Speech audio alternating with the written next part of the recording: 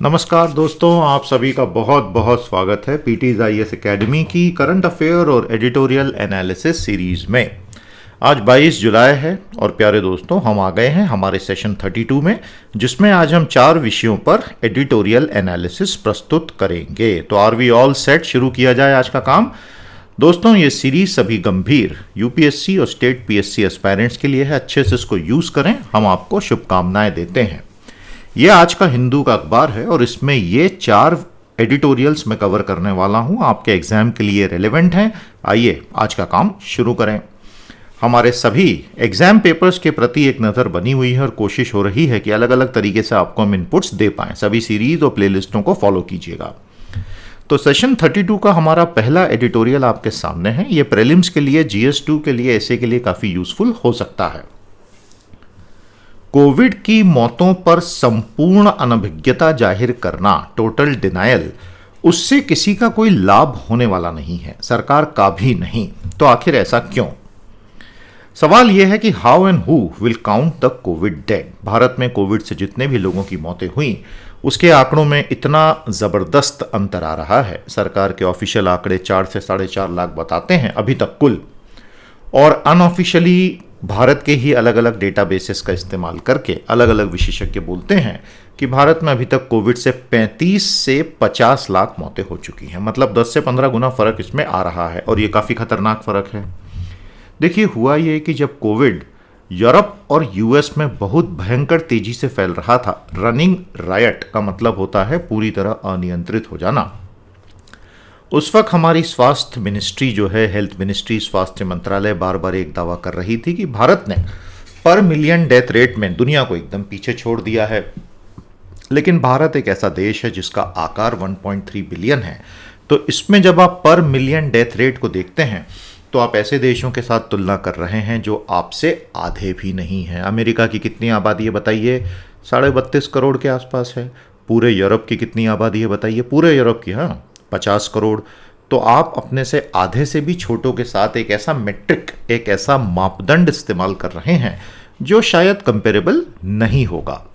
भारत का प्रति व्यक्ति औसत स्वास्थ्य सेवाओं तक की पहुंच, भारत की जनसांख्यिकी और भारत का आकार इतना अलग है कि हम कंपेयर कर नहीं सकते। अब देखिए, इसमें एक दुर्भाग्य और ये रहा है कि चाइना पहले दिन से झूठ बोल रहा है। चाइना के कोविड मौतों के और संक्रमण के जो आंकड़े आ रहे हैं वो तो 90% झूठ ही हैं। देख के ही समझ में आता है, किसी मूर्ख को भी समझ में आ जाएगा कि चाइना पहले दिन से अभी तक केवल झूठ बोलता आ रहा है। अब भारत के आकार का तो केवल चाइना ही है, तो अगर कहीं मीनिंगफुल कंपैरिजन हो पाता तो वो चाइना के साथ हो पाता। वो ऑप्शन बंद है। तो अगर हम सत्य चाहते हैं तो हमको दूसरे तरीके से देखना पड़ेगा। अब उसके बाद सत्य को उजागर करती हुई बहुत खतरनाक सेकेंड कोविड की लहर आ गई, जिसका क्या हुआ फिर आपने मई, जून, जुलाई के महीनों में काफ़ी हद तक चीज़ों को देखा। हेल्थ इंफ्रास्ट्रक्चर और मौतों के आंकड़े अनाप शनाप हो गए। सामान्यतः क्या होता है दोस्तों कि हर महीने में, जनवरी से दिसंबर तक, किसी सामान्य वर्ष में मौतों के आंकड़े जो होते हैं ना, मोटे मोटे तौर पर स्थिर होते हैं भारत में। सभी को पता होता है कि यार नॉर्मली इतनी लाख मौतें हर महीने भारत में होती हैं, एकदम मोटे तौर पर औसत बात कर रहे हैं। अब कोविड में क्या हुआ? मौतों के आंकड़े अचानक से बढ़ गए। ऐसी मौतों को क्या कहते हैं दोस्तों? एक्सेस डेथ्स, अतिरिक्त मृत्यु। अब वो बढ़ गई, तो जब आप उसका डिफरेंस लेते हैं, सब्ट्रैक्शन करते हैं, तो आपको एक्सेस डेथ्स पता चल जाती हैं, जिनमें से 90% कोविड से ही रही होंगी। तो केंद्र सरकार ने बोला कि ये सब फालतू की बातें हैं, इनमें कुछ नहीं रखा, ये सब झूठ है और आप इस पर ध्यान मत दीजिए। लेकिन अतिरिक्त मौतों के इंडिपेंडेंट डेटाबेसेस से निकले आंकड़े, जैसे कि सिविल रजिस्ट्रेशन सिस्टम, राज्यों के रिकॉर्ड, उन्होंने साफ कर दिया कि भाई मौतें तो बहुत ज़्यादा ही हुई हैं। सरकार ने हाल ही में मानसून सत्र में राज्यसभा को अपने एक स्पेसिफिक क्वेश्चन के जवाब में बताया कि भाई राज्यों से ऑक्सीजन की कमी से हुई मौतों की ऐसी कोई विशेष रिपोर्टें आई नहीं हैं। तो तकनीकी रूप से सरकार उसको जस्टिफाई भी कर लेगी शायद से। बात तकनीक की नहीं है, बात संवेदनशीलता की हो रही है। अगर इतनी भयानक आपदा में, जहां लाखों लाखों परिवार पूरी तरह से तबाह हो चुके हैं, आपके मन में सत्य के प्रति प्रेम नहीं है तो सत्यमेव जयते नारा देने का कोई मतलब ही नहीं है, और आपके मन में संवेदनशीलता भी नहीं है। आप याद करेंगे सुप्रीम कोर्ट ने हाल ही में एनडीएमए से, जिसके अध्यक्ष स्वयं प्रधानमंत्री हैं, ये भी मांगा था कि प्रति मृत्यु आप कितना मुआवजा देने वाले हो, तो उसको टाले जा रहे हैं। उसमें एक बड़ी प्रॉब्लम ये है सरकार के लिए कि अगर सरकार वहाँ हाँ बोल देती है तो सारे जो मरे हैं उनके परिवार वाले आ जाएंगे ना लेने, तब पता चल जाएगा कि 40 लोग मरे, तो वो 40 लाख लोग, तो वो भी एक समस्या। इसीलिए जब आप आंकड़ों को दबाते हैं तो कहीं ना कहीं प्रॉब्लम तो आती ही है। तो मेडिकल डेथ सर्टिफिकेट पर लैक ऑफ ऑक्सीजन को पॉजिटिव रूप में तो लिखा नहीं जाता है, लेकिन आंखों से हमने देखा कि लोग ऑक्सीजन सिलेंडरों के लिए तड़प रहे हैं। तो क्या वो चीज़ें झूठ थी? To deny oxygen shortage deaths now when the whole nation and the world has seen it is actually pretty mind boggling. और ऐसा रहा तो जनता का पूरा हमारे हेल्थ केयर सिस्टम पे से भरोसा उठ जाएगा। जनता को लगेगा यार अल्टीमेटली यहाँ कौन है तेरा मुसाफिर, जाएगा कहाँ। द राइट अप्रोच, सही अप्रोच सरकार के लिए ये होनी चाहिए, जो कुछ हुआ जनता ने देखा है, भुगता है, जाना है, उसको स्वीकार करें, उसके लिए कोई आपको सज़ा नहीं देगा। और जनता को बोलें कि भाई इतनी मौतें हो गई, तीसरी लहर की तैयारी करो, आओ साथ में इससे लड़ेंगे। लेकिन अगर आप आंकड़ों को दबा के करेंगे तो कोई आप पे भरोसा कर नहीं पाएगा। इस पूरी ट्रेजेडी को इग्नोर करके डिमिनिश करना दरअसल जनता को यह संदेश देना है कि भाई तुम्हारा देख लो, which is actually not a very good strategy in a democracy at least. तो काफ़ी संवेदनशीलता के साथ लिखा हुआ लेख है और आप इससे एग्री कर सकते हैं, डिसएग्री कर सकते हैं। आंकड़े अखबारों में सब तरफ आ चुके हैं, सारी दुनिया देख चुकी है, तो कुछ ज़्यादा बोलने की ज़रूरत नहीं है। लाखों परिवारों ने तो भुगत ही लिया है। तो ये है कहानी कोविड की डेथ के ऊपर डिनायल की। आपको क्या लगता है कि टोटल मौतें कितनी आपके क्षेत्र में हुई और ऑफिशियली कितने गुना कम बताई गई? बताइएगा कमेंट थ्रेड में। साथियों, एम्पैथी टुवर्ड दोस्त who died due to governance failures is the first mark of a sensitive government. To build faith in public, this is a crucial sentiment. तो संवेदनशीलता बहुत ज़रूरी है, अगर वो नहीं रहेगी तो कुछ भी नहीं रहेगा। आपका बहुत बहुत धन्यवाद। हमारे इस कोर्स को अभी अभी हमने एनरोलमेंट के लिए ओपन किया है और इतनी बढ़िया स्केल पर इंक्वायरीज आ रही हैं और एनरोलमेंट भी शुरू हो गए हैं कि हमें पूरा कॉन्फिडेंस है कि ये बहुत बहुत सफल जाएगा। जिन्होंने अभी तक इंक्वायरी नहीं की है, आप हमारी साइट पर चले जाइए, मैंने नीचे लिंक भी दे दिया कमेंट में, pteducation.com/UPSCIAS। आपको सारी जानकारी इस बहुत शानदार 360 डिग्री कोर्स की मिलेगी, जिसमें मैं आपको पूरा कोर्स अच्छे से बारीकी से करवाऊंगा और आप निश्चित तौर पर अपनी तैयारी को सफल अंजाम दे पाएंगे। You are most welcome to enrol this batch commencing 23 August. आज का दूसरा एनालिसिस है वाटर एज वो का मतलब होता है आपकी कोई बहुत भयंकर तकलीफ, तो पानी ही तकलीफ बन गया है। प्यारे दोस्तों, pathetic urban infrastructure in India, Bharat का जो शहरी अधोसंरचना का ढांचा है उसकी हालत काफ़ी ख़राब हो गई है पिछले कुछ सालों में। और बार बार दिक्कतें आने के बावजूद हम ये देख रहे हैं कि हमारे बड़े शहर जो हैं, ज़रा सी बारिश तेज हुई नहीं कि कोलैप्स ही हो जाते हैं। हमारे जो बड़े शहरों की मेगा सिटीज़, जिनको मेगा पोलिस भी कहा जाता है, उनकी इंफ्रास्ट्रक्चर प्रॉब्लम्स बरकरार हैं। मॉनसून 2021 में मुंबई में जो कुछ हो रहा है, उसके बाद इसके ऊपर शक करने की कोई कारण भी नहीं है कि भाई इंफ्रास्ट्रक्चर की प्रॉब्लम है। मॉनसूनी वर्षाओं का पैमाना और उनका ड्यूरेशन अब बहुत ज़्यादा अप्रत्याशित जैसा होने लग गया है। कुछ भी कह नहीं सकता है आजकल कोई भी, और 2 दिनों तक या कुछ घंटों तक या 3 दिनों तक कई बार पूरे टोरेंट्स आ जाते हैं, बहुत भयंकर वर्षा आ जाती है। ये हमारे भारत के शहरों को पूरी तरह से अपंग बना देने के लिए काफ़ी होती है। पूरे विश्व में पिछले 2 सालों में आई एक्सट्रीम वेदर इवेंट्स के पीछे वैश्विक ऊष्मन का बहुत बड़ा हाथ रहा है। ये बात अब वैज्ञानिकों को समझ भी आ रहा है और अब उससे तो आप बच नहीं सकते, ग्लोबल वार्मिंग होनी है तो होनी है। मुंबई के वेदर स्टेशंस ने बहुत अधिक वर्षा जुलाई 13 से शुरू हुए सप्ताह में रिकॉर्ड की और उसके बाद काफ़ी लोगों की मौतें हो गई। और ये वो थे जो झुग्गी झोपड़ियों में रहते थे और वहाँ पर भूस्खलन की समस्या आ गई, तो वो मिट्टी के नीचे दब के मर गए। अब काफ़ी खतरनाक है। लेकिन होता क्या है दोस्तों कि मुंबई में जब ऐसे हादसे होते हैं तो उसके कुछ समय के बाद शहर उठ के फिर से चलने लगता है। एक्चुअली लोगों के पास ऑप्शन ही नहीं है ना, नौकरी तो करनी पड़ेगी, कमाएंगे क्या। और उसको जो एक जामा पहना दिया जाता है वो होता है कि we are so enterprising, the city is so resilient. तो ये तो शैम है ना, मतलब you can not always hide behind being enterprising and being resilient, और लोग मरे ही जा रहे हैं। तो ये तो कहीं ना कहीं इससे आगे बढ़ना पड़ेगा। Monsoon troubles add a second deadly dimension, economic misery of the vulnerable population. तो जब घर बह जाते हैं, लोगों की बिलोंगिंग्स चली जाती हैं, अर्निंग मेंबर की मौत हो जाती है, तो मॉनसून की समस्याएं तो अपनी जगह है, आपकी इकोनॉमिक प्रॉब्लम दोगुनी हो जाती है। और कहीं ना कहीं अगर मुंबई ये बोलता है कि मैं भारत का नंबर 1 फाइनेंशियल मेट्रोपोलिस हूँ, वहाँ इस तरह के सीन्स हर साल बनना ये कोई अच्छी बात तो है नहीं। तो हम क्यों राष्ट्रीय स्तर पर, राज्य स्तर पर, शहर के स्तर पर इस चीज़ को वंस एंड फॉर ऑल ख़त्म नहीं कर पा रहे हैं? देखिए, मैं ये नहीं कह रहा हूँ, मतलब एडिटर की बात मैं कह रहा हूँ, एडिटर ये नहीं कह रहा है कि भाई बाढ़ आनी ही नहीं चाहिए। भाई जर्मनी में अभी इतनी बाढ़ें आ गई, उन्होंने क्या कर लिया, 150 लोग मारे गए ना। ऐसा नहीं है कि ये, लेकिन हर साल मॉनसून आती शहर डूबेगा, ये आपको एडवांस में पता है और शहर डूब जाता है, मतलब ये तो फिर एक्सक्यूजेबल नहीं हो सकता ना। तो this is the whole idea. अब आज मुंबई की हम बात करते हैं, तो हम वहाँ ये देखते हैं कि मुंबई शहर में अफोर्डेबल हाउसिंग प्रैक्टिकली एब्सेंट है। तो आप उसको एक मेजर फाइनेंशियल सेंटर का दावा कैसे कर रहे हैं? जब ये सारी प्रॉब्लम्स आई थी मुंबई में 2005 में बहुत भयानक बाढ़ और 2015 में चेन्नई में बहुत भयानक बाढ़, तो नेशनल डिजास्टर मैनेजमेंट अथॉरिटी ने पूरा मैनेजमेंट प्लान बड़े मेट्रोज के लिए बनाया था। उसके बाद ministry of housing and urban affair, कौन है मंत्री महोदय, नाम बताइए कमेंट थ्रेड में। सेशन को लाइक और शेयर कर लीजिए, चैनल से जुड़ जाइए, अपने साथियों को भी जोड़िए। एक स्टॉर्म वाटर ड्रेनेज मैनुअल बनाया गया था कि जितना भी ये तूफानी पानी गिरता है, इस तूफानी पानी का कुछ समय में, कुछ घंटों में जो आता है, साल भर तो आता नहीं है, उसका ड्रेनेज का हमको अलग व्यवस्था करनी पड़ेगी, ऐसा मैनुअल बनाया गया था। लेकिन उस सब का नेट नतीजा ये है, जो देखिए प्रत्यक्ष को प्रमाण की जरूरत नहीं होती, ये आंखों से दिख रहा है ना। अब कोई कितना भी इसको गोल गोल घुमाए, जो लिव्ड रियलिटी होती है वो तो लिव्ड रियलिटी ही होती है ना। वो ठीक है, लोग डर के मारे मुंह बंद कर ले, वो एक अलग बात है।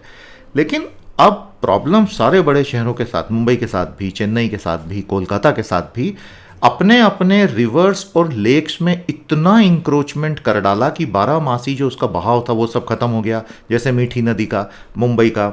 और एक्सेस वाटर के लिए फ्रेश होल्डिंग लेक्स हमको बनानी पड़ेंगी, लेकिन यहाँ तो एग्जिस्टिंग लेक्स और वाटर बॉडीज में कंक्रीट डाला जा रहा है। तो फिर क्या होगा? कलकत्ता में तो ये हालत बहुत भयंकर है, चेन्नई की तो फ्लड ही इसी वजह से आई थी। Most Indian cities are now expanding to the suburbs, और कलकत्ता में पता चला कि जो वहाँ के इस तरह के वाटर रिजर्वॉयर्स थे जहाँ इंक्रोचमेंट हुआ, उसके ऊपर पोल्यूशन कंट्रोल बोर्ड और एनवायरनमेंट वालों के ही ऑफिस बने हुए थे। मतलब रक्षक ही भक्षक बनकर बाढ़ ही जो है वो क्रॉप को खा रही है। Most Indian cities are now expanding to suburbs, उपनगर जिसको कहते हैं। वहाँ ऐसी प्लानिंग होती नहीं है भारत में, और वाटर बॉडीज तो पहले से ही एंक्रोच्ड होती हैं। तो वेदर डिज़ास्टर्स तो अब आने वाले सालों में बढ़ने ही हैं, कम तो होने नहीं है। हो जाए तो बहुत अच्छी बात, लेकिन अभी हम इतना कुछ मेजर होता देख नहीं रहे। तो हमारे शहरों को अब वाकई में कमर कस के तैयार होना पड़ेगा, अन्यथा हम 2 कदम आगे बढ़ रहे हैं और 1, 1.5, 2 कदम पीछे खिसक जाते हैं हर बार। ऐसे में तो तरक्की होने से रही।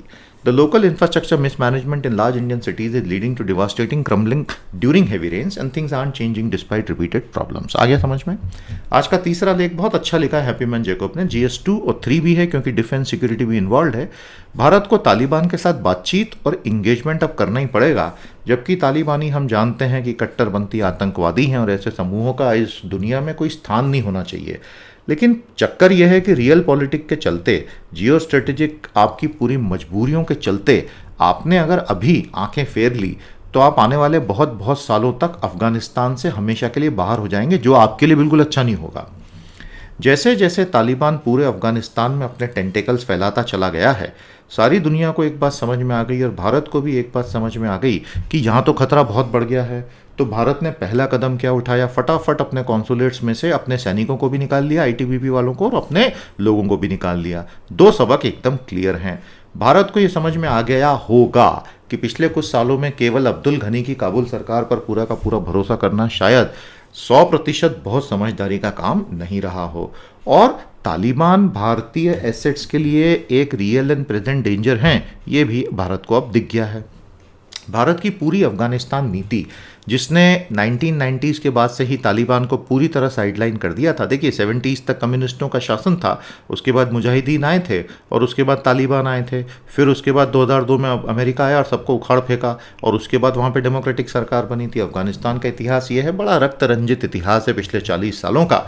तो भारत की पूरी अफगान पॉलिसी ये थी कि तालिबानियों से तो बातें नहीं करनी, और बिल्कुल सही पॉलिसी थी। लेकिन अब हम एक दोराहे पर आके खड़े हो गए हैं, क्योंकि सबसे बड़ी बात यह है कि तालिबान तो आ गया ना सत्ता में, मतलब आ ही जाएगा सत्ता में, सभी मान चुके हैं। तो हमें हमारी पॉलिसी को रिबूट करना पड़ेगा। अगर ऐसा नहीं किया तो हमारे भारतीय एसेट्स खत्म हो जाएंगे, और दूसरा, जो अब वहाँ पर एक ग्रेट गेम खेला जाएगा ईरान, रशिया, पाकिस्तान, चाइना के बीच भारत उससे बाहर हो जाएगा। अमेरिका ने तो खुद को पूरी तरह बाहर कर लिया और बोला है कि तुम जानो तुम्हारा काम जाने, मुझे तो दो ही लड़ाइयाँ लड़नी है। बाइडन ने बोल दिया क्लाइमेट चेंज और चाइना, और मुझसे तुम बात ही मत करो कोई और। एक्चुअली देखिए दिक्कत क्या है, जो बाइडन घरेलू पॉलिटिक्स में भी बहुत परेशान है, क्योंकि रिपब्लिकन्स ने जिस तरह से सब तरफ फंदे कसने की कोशिश की है और वहाँ की संसद में, वहाँ की कांग्रेस में जो बिल्कुल जीरो कोऑपरेशन का एक मंत्र अपनाया है, और डोनाल्ड ट्रंप तो एक समस्या बनी हुई है ना, वो कोई हारे थोड़ी हैं, वो तो फिर से आने वाले हैं चुनाव में। तो बाइडन बोलते हैं कि मैं अब ये सारे झंझट तो पाल नहीं सकता। एनीवे, भारत को तालिबानियों के साथ बातचीत चालू कर देनी चाहिए, इससे पहले कि बहुत देर हो जाए। अभी हम क्या कर रहे हैं, अभी हम पर्दे के पीछे हिचक हिचक कर बैक चैनल टॉक्स कर रहे हैं, लेकिन उससे कुछ होगा नहीं। तालिबान से खुल के बात करो। खुल के बात करने का ये मतलब नहीं है कि आपने तालिबान को मान्यता दे दी है या तालिबान की ब्रूटैलिटी को मान्यता दे दी है। भारत ने 2018 में इस बात को पहली बार समझा था, जब रशिया ने मॉस्को में जो टॉक्स की थी उसमें तालिबान को ऑफिशियली बुला लिया था। तो भारत ने क्या कहा, भारत ने अपने 2 रिटायर्ड ब्यूरोक्रेट्स को अनऑफिशियली वहाँ भेजा था। मतलब भारत समझता है। 2020 में हमारे विदेश मंत्री जयशंकर इंट्रा अफगान बातचीत दोहा में अटेंड करने गए। जून 2021 में भारत ने कंफर्म कर दिया था कि मैं अफगानिस्तान के विभिन्न हितधारकों के साथ बातचीत कर रहा हूं। मतलब उसमें से तालिबान तो है ही। लेकिन ये सब आधे अधूरे कदम हैं। भारत को अब वो लंबी छलांग लगानी पड़ेगी और खुलकर तालिबान को इंगेज करना पड़ेगा। तो क्या भारत को ये अभी तक पता नहीं था? अभी तक भारत ने ऐसा क्यों नहीं किया था? उसके 5 कारण थे कि भारत बहुत ही टेंटेटिवली, हेजिटेटिंगली, धीरे धीरे आ रहा था। पहला कारण ये था कि हम राष्ट्रपति अशरफ घनी साहब को दूसरी तरफ देखने के लिए मजबूर नहीं करना चाहते थे कि फिर वो चाइना एससीओ की तरफ रुख कर लें। हम ये नहीं जानते थे कि तालिबान के अंदर कौन एक आदमी है जिससे बात करें, और शायद दोहा में जो बैठे हुए लोग थे हमें वही ठीक लगे। तालिबान, बहुत सीधी सी बात है, they are notorious globally. Taliban की रेपुटेशन दुनिया में आतंकवादियों की रेपुटेशन है, और उनके साथ दिखना भारत की रेपुटेशन के लिए ठीक नहीं होता। चौथी बात, हमें ये नहीं पता था कि तालिबान अगले कुछ सालों में क्या चाहता है। और 5वीं बात, हमें ये बहुत डर था कि अगर हम तालिबान के थोड़ा सा भी करीब आए तो पाकिस्तान कश्मीर में फिर से समस्याएं पैदा करेगा। इन 5 कारणों की वजह से, कितने अच्छे 5 बिंदु दिए हैं आपको, ऐसे राइटिंग में एग्जाम में काम आ सकते हैं दोस्तों। इस वजह से हमने खुद को तालिबान के साथ बड़ा टेंटेटिवली एंगेज किया। लेकिन क्योंकि तालिबान किसी भी प्रकार की सरकार का हिस्सा होगा ही होगा, ये तय है, तो अब आप एंगेज कर लीजिए। ये बेसिक स्टेट क्राफ्ट की नीति कहती है। और तालिबान सबसे पहले अपने पड़ोसी देशों से मान्यता प्राप्त करने की कोशिश करेगा, उसमें पाकिस्तान नंबर 1 रहेगा। तो अगर अब भारत ने बोला कि मैं इंगेज नहीं करूंगा, तो क्या होगा, तालिबान और पाकिस्तान और ज्यादा करीब आएंगे, जो भारत के लिए तो अच्छा होगा ही नहीं। तालिबान समय के साथ धीरे धीरे मैच्योर होगा और दुनियादारी को समझते हुए, वो जो बिल्कुल एक उनका एक तरफा दिमाग है, उसमें शायद परिवर्तन आएगा और तालिबान पाकिस्तान से डोमिनेट नहीं होना चाहेगा। तो यही तो समय है जब भारत अपना हाथ उसके सामने बढ़ाए। और तालिबान ने हमेशा से ड्यूरेंड लाइन जो है, आप जानते ही हैं, ड्यूरेंड लाइन जो है उसने अफगानिस्तान और पाकिस्तान को सेपरेट किया हुआ है। इस ड्यूरेंड लाइन के ऊपर तालिबान ने पहले भी सवाल उठाए थे। पाकिस्तान उस चीज़ से बहुत घबराता है। इस चीज़ को भारत को इस्तेमाल करना चाहिए। भारत ने अभी तक $3 अरब अफगानिस्तान में लगा दिए हैं, तो क्या हम सब कुछ खत्म होने देना चाहेंगे? निश्चित ही नहीं। भारत ऑलरेडी लेट है और रशिया, ईरान, पाकिस्तान, चाइना हमसे तालिबानी इंगेजमेंट में बहुत आगे निकल गए हैं। तो अब हम फटाफट कैचअप कर लें। जबकि ये बात ऑथर ने बिल्कुल क्लियर कर दी है कि इसका ये बिल्कुल मतलब नहीं है कि we have condoned the violence of Taliban, far from it. Then come the congested north western border of India. आप जानते ही हैं उत्तर पश्चिमी बॉर्डर पूरी तरह से भारत की पैक है, बंद है, उस पर से ट्रेड भी नहीं होता है। उसे अगर हम खोल पाएंगे तो भारत की कॉन्टिनेंटल ग्रैंड स्ट्रेटजी तभी जाके ऑपरेट हो पाएगी। आज भारत के पास स्ट्रेटेजिक ओपनिंग के नाम पे क्वाड के अलावा और कुछ भी नहीं बचा है। पूरे एलएसी पे चाइना के साथ हम एक संघर्ष की स्थिति में बैठे हुए हैं, तो ये तो अच्छा नहीं है ना हमारे लिए। तो नॉर्थ वेस्टर्न को हम खोलें। सरकार ये कोशिश कर भी रही है, क्योंकि सरकार ने कश्मीर में जो कदम उठाए, पाकिस्तान के साथ जो सीज फायर फरवरी मार्च के बाद किया, क्योंकि चाइना की खराब स्थिति को देखते हुए पाकिस्तान से उस वक्त सीज फायर आवश्यक समझा गया, जो कि बिल्कुल ठीक था। मतलब सरकार चाहती तो यही है। तो तालिबान से हम इंगेज करें, क्योंकि नॉन इंगेजमेंट के परिणाम भयंकर होंगे, इंगेजमेंट के पता नहीं क्या होंगे।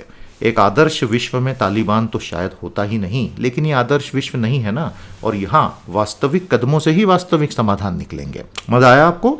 तो समराइज कर दीजिए 2 से 3 वाक्यों में आपने क्या सीखा, और ये इसका पूरा हिंदी विश्लेषण रेडी है। हिंदी माध्यम वालों को मज़ा आ रहा है, मुझे खुशी है, और ये इसकी summary. The time has now come for India to actively engage the extremist group. The Taliban is not doing so. Will end India near future engagement in Afghanistan substantially. अब आ गए हैं चौथे लेख पर। बहुत ही इमोशनल लेख है जो बहुत बड़ा सवाल उठाता है। GS4 के लिए ये बहुत बहुत प्रोमिनेंट सवाल है कि क्या इंटरनेट हमारी असली दुनिया बन चुका है, और क्या हाड़ मांस के पुतले हम सारे इंसान अब हमारा कोई अस्तित्व ही नहीं है। तो जो इंटरनेट कंपनियां हैं उनका वैल्यूएशन अरबों डॉलर हो रहा है, और जो फिजिकल कंपनियां उनका कोई वैल्यूएशन इतना अच्छा नहीं हो रहा है, तो क्या फिजिकल की कोई वैल्यू ही नहीं है? अब सिर्फ बिट्स एंड बाइट, 0 और 1, वर्चुअल और क्लाउड की वैल्यू है? ये सवाल तो बहुत इंपॉर्टेंट है ना। और इस सवाल पे एक बड़े गंभीर व्यक्ति का, जिन्होंने भारत में डेक्कन एयरलाइन खड़ी की थी और लंबे समय तक चलाई, फिर किंगफिशर ने उसको खरीद लिया था, उनके विचार हमारे लिए मायने रखते हैं। Internet world versus the real world, पूरा हिंदी विश्लेषण भी आपके लिए तैयार है। जोमेटो का पब्लिक ऑफरिंग आया, जिसमें जोमेटो का वैल्यूएशन 65,000 करोड़ रुपए से ज़्यादा का किया गया, और मार्केट से 9,000 करोड़ उसने उठा लिए। This is I popping valuation. Leo Tolstoy ने 150 साल पहले एक सवाल पूछा था। वो सवाल आज के भारत पे, आज के अमेरिका पे, आज के यूरोप पर लागू होता है। If everything of value and substance is produce in rural areas, why are villages poor and cities rich? अगर सभी भौतिक वस्तुएं और मूल्यवान वस्तुएं जिससे इंसान का जीवन चलता है गांवों में बनती है, तो सारे गांव वाले गरीब क्यों हैं? टॉल्स्टॉय ने रशिया के बारे में पूछा था। और सारे शहरी अमीर क्यों हैं, या बेहतर क्यों हैं? ये जो ऑथर हैं, ये अपने जीवन की कुछ कहानियां बताते हैं। वो बोलते हैं कि मैं जब बहुत युवा था तब मैंने किसानी की हुई है, और मुझे याद है वो साल जब मैं अपनी क्रॉप्स को बेच नहीं पाता था क्योंकि प्राइसेस अच्छी नहीं मिलती थी, और मैं बर्बाद हो जाता था। और जब मैं बैंकों के पास लोन लेने जाता था तो 1 लाख रुपए के लोन के लिए मुझे ऐसे धक्के मार के निकाल देते थे कि पूछो मत। बाद में मैंने एक एयरलाइन चालू की, स्टॉक मार्केट में उसको लिस्ट किया, और मुझे सैकड़ों करोड़ों के लोन बैंक्स खुशी खुशी देने लग गए। तो हमारी दुनिया की आधुनिक पूंजीवादी अर्थव्यवस्था का मूल प्रश्न ये है, how are the farmers who produce everything that matters to humans, grains, fruits, vegetable, meat, cotton, wool, silk, so poor? इंसान इनके बिना जी नहीं सकता। इनको बनाने वाले सारे गरीब हैं या नितांत गरीब हैं। And the merchants who pedal it, और जो इसका व्यापार करता है वो सारे धन्ना सेठ बने हुए हैं, और जो ब्रोकर उस पे स्टॉक मार्केट में स्पेकुलेट करता है वो इन सेठों का भी सेठ बन के बैठा है। तो ये चल क्या रहा है दुनिया में? अब दूसरा प्रॉब्लम बड़ी कंपनियों को ये आ रहा है कि जो कंपनियां इनविजिबल चीजों में डील करती हैं, इंफॉर्मेशन टेक्नोलॉजी में बिट्स एंड बाइट्स तो आंखों से दिखते नहीं ना, सॉफ्टवेयर तो आंखों से दिखता नहीं है ना, आईटी फर्म्स, वो उन कंपनियों से 5 गुना, 10 गुना, 100 गुना आगे निकल गई जो फिजिकल चीजें बनाती हैं। अधोसंरचना, retail, steel, ships, railways, hotel, ये सब बेचारे धूल में पड़े हुए हैं, और ये कंपनियां आईटी की जो हैं ये दुनिया के कैपिटलाइजेशन में नंबर 1 हो गई हैं। वो जितनी भी कंपनियां जिनके पास फिजिकल एसेट्स हैं वो सब बेचारी फंस चुकी हैं, और जिन कंपनियों के पास फिजिकल एसेट नहीं है बल्कि डिजिटल एसेट है, लोग बोलते हैं इन्हीं कंपनियों में पैसा लगाना, और ये सारी इंडस्ट्रीज में हो रहा है। जैसे कि अगर आप टैक्सी हेलिंग की बात करें तो भारत में पहली कंपनी थी मेरू कैब्स, इसने क्रांति लाई थी। इस कंपनी की अपनी खुद की 9,000 गाड़ियां थी, लेकिन फिर क्या हुआ, इसका बिजनेस उन कंपनियों ने तबाह कर दिया जो एसेट लाइट थे। अपेंड हो गया इनका पूरा बिजनेस। अपेंड का मतलब सिर के बल उल्टा हो जाना। और आज की तारीख में अगर आप ओला की बात करें या ऊबर की बात करें, उनके पास खुद की तो एक भी गाड़ी नहीं है। वो तो सारे ड्राइवर जो हैं वो तो उनके साथ सिर्फ जुड़े हुए हैं, और वो लोगों का वैल्यूएशन वैसी कंपनी का मेरू कैब से सैकड़ों गुना ज़्यादा हो गया। तो कहने का मतलब ये है कि आज के इंटरनेट की दुनिया में ये जो सो कॉल्ड इंटरनेट फर्म्स हैं ये डेटा पे चलते हैं, बिट्स और बाइट्स पे चलते हैं, और लोग बोलते हैं कि वैल्यू तो इसी में है। लेकिन ऐसा कब तक होगा? क्या आप एक दिन इंटरनेट क्लाउड से निकाल के बिट्स एंड बाइट्स को खाकर पेट भरोगे?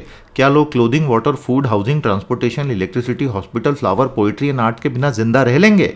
तो आज हमें ऐसा लग सकता है कि रियल वर्ल्ड में काम करने वाले पूरी तरह ताकत विहीन हो गए हैं, लेकिन ये मत भूलिए कि रियल वर्ल्ड तो रियल वर्ल्ड ही रहेगा, और जो रियल वर्ल्ड के farmer, doctor, teacher, writer, journalist, mason, blacksmith, mechanic, artist, grocer, vendor हैं वो ही इस दुनिया को जीने लायक बनाते हैं, इंटरनेट नहीं, प्राइमरीली इंटरनेट नहीं। बहुत प्यारा एनालिसिस था और एक दूसरा पर्सपेक्टिव ये देता है उन लोगों के लिए जिनको लगता है कि internet is the know all and be all of human existence. बताइएगा आपको कैसा लगा और इसके ऊपर आपकी क्या राय है। प्यारे दोस्तों, the world of business is now put a premium on the information and database firms rather than the real world physical companies. This is a drastic change. मजा आया आपको? बीएसएफ ऑफ पाक रेंजर्स ने आपस में मिठाइयों का आदान प्रदान ईद के मौके पर किया। तृणमूल कांग्रेस की ममता बनर्जी ने युद्ध की घोषणा कर दी है 2024 के चुनाव को देखते हुए, और वो बोल रही हैं हम बीजेपी को हटा देंगे। बीजेपी बोल रही है सपने देखते रहो, सपने देखने से अच्छी नींद आती है। सुप्रीम कोर्ट पेगासस का कॉग्निजेंस ले, ममता बनर्जी ने कहा है, क्योंकि ये बहुत बड़ा षड्यंत्र डेमोक्रेसी के खिलाफ है। पैरेलल में इलेक्टोरल बॉन्ड्स का डेटा रिलीज करने में लेटेस्ट ट्रांचे का सरकार ने अभी थोड़ा सा और समय मांगा है। सरकार ने ऑक्सीजन से हुई मौतों पर जिस तरह से टालमटोली की है, ये तो बहुत ही हृदय विदारक घटना है। हमारे डीआरडीओ ने light weight anti tank missile का सफलतापूर्वक परीक्षण कर लिया। तो ये Akash surface to air missile SAM का न्यू जनरेशन माना जा रहा है, और डीआरडीओ ने इंटीग्रेटेड टेस्ट रेंज ओडिशा में इसका पूरा का पूरा सफल परीक्षण किया। और इसके अलावा एक और चीज का सफल परीक्षण हुआ है, low weight man portable anti tank guided missile. तो 2 अलग अलग मिसाइलों का सफलतापूर्वक परीक्षण किया। डीआरडीओ को बहुत बहुत बधाई। दुनिया के इतने बड़े बड़े लोगों का अभी पेगासस का ये पूरा खुलासा हो रहा है कि जिनके पूरे फोन्स हैक थे कि पूछिए मत। UK wants new trade deal for northern Ireland. अब वही हुआ जिसका सब लोग अंदेशा जता रहे थे। बोरिस जॉनसन ने अपने ही शब्द की कोई कीमत नहीं रखी। पूरे एग्रीमेंट होने के बाद, सेपरेशन होने के बाद, ईयू ब्रिटेन का डिवोर्स होने के बाद आज ये बोल रहे हैं कि नहीं हमको तो नदर्न आयरलैंड के लिए नई डील चाहिए। कौन यकीन करेगा? चाइना ने धमकी दे दी है अमेरिका को कि ये मत सोचना कि मैं हर कुछ भी हो जाए क्लाइमेट में तुम्हारा साथ दूंगा, क्लाइमेट चेंज मिटिगेशन में। अगर रिश्ते खराब हो गए तो मैं तुम्हारा साथ नहीं दूंगा। कोरी गीदड़ भपकी है ये, क्योंकि अगर क्लाइमेट चेंज बिगड़ा तो चाइना की हालत सबसे ज़्यादा खराब होने वाली है। हमारे साथ जुड़िएगा कोर्स में, हमें बहुत खुशी होगी आपको अपनी बेस्ट सर्विसेज देने में। आज के लिए इतना ही, अब हम कल आपसे भेंट करेंगे। नमस्ते, जय हिंद।